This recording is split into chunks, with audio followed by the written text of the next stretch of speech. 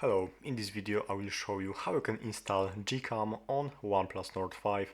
So first of all you have to open Google Play Store and download this app, GC Amateur app. You have to search for it and download it to your phone. When it's done you have to open it, go to GCams over here and search for CPH2. And here you can find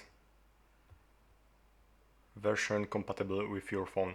You can download this OnePlus CPH2491. Click start download, do not consent and just wait for the download.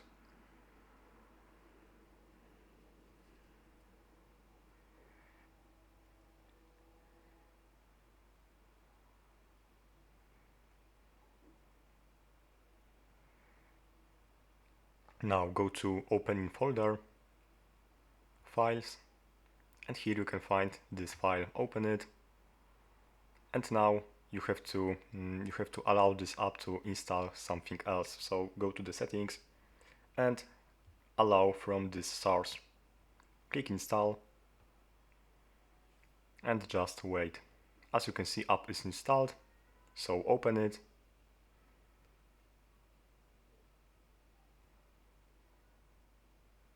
And basically this is the Google camera. So you can do it just like that. Thanks for watching and subscribe to the channel.